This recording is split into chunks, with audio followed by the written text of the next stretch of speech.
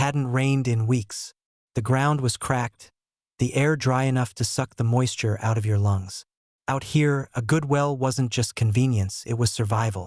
Mine had been drilled 50 years ago, deep into the aquifer that fed the entire valley.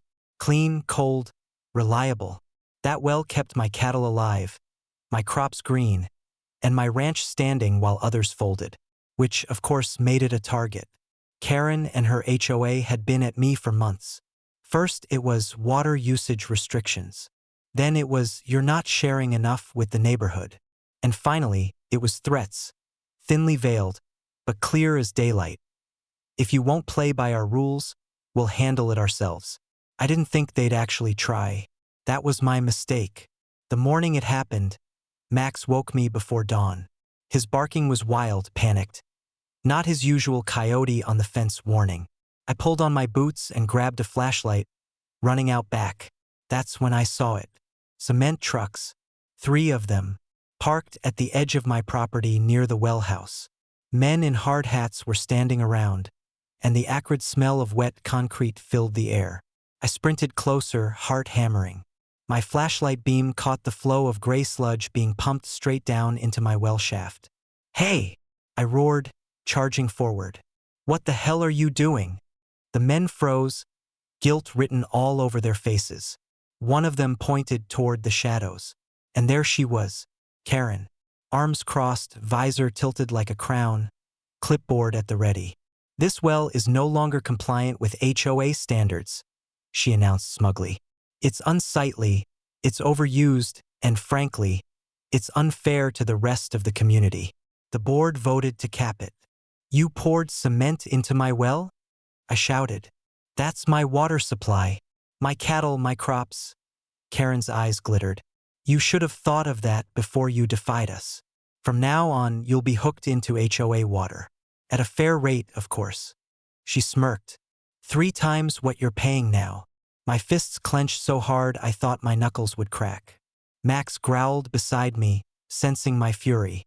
"You've just destroyed private property. That's sabotage. That's theft," I said, my voice like ice. Karen shrugged. "No, it's enforcement, and you can't prove a thing. These workers are under contract with the HOA. We'll tell the cops you authorized it." For a moment, I thought about lunging at her right there. But instead, I pulled out my phone. I'd already been recording since the second I stepped outside. Every word out of her mouth was mine to keep. By sunrise, the sheriff was on my property.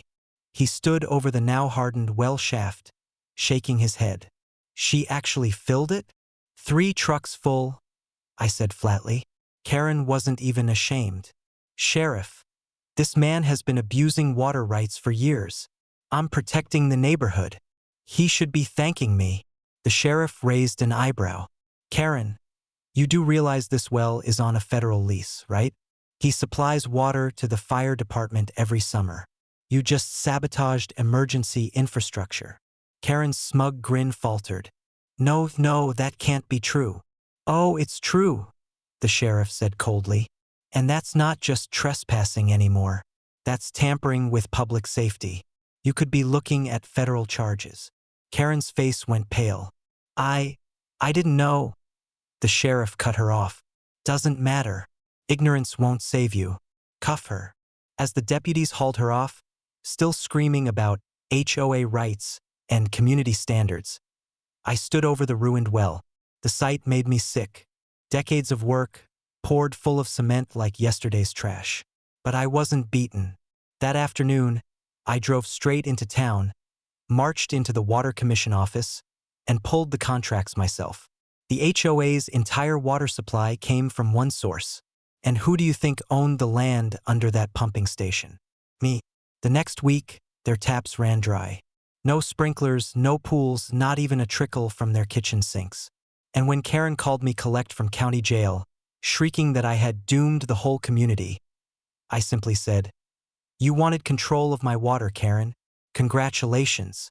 Now you'll find out what it's like to live without it. Out here, water is life." She cemented mine shut, so I froze hers solid.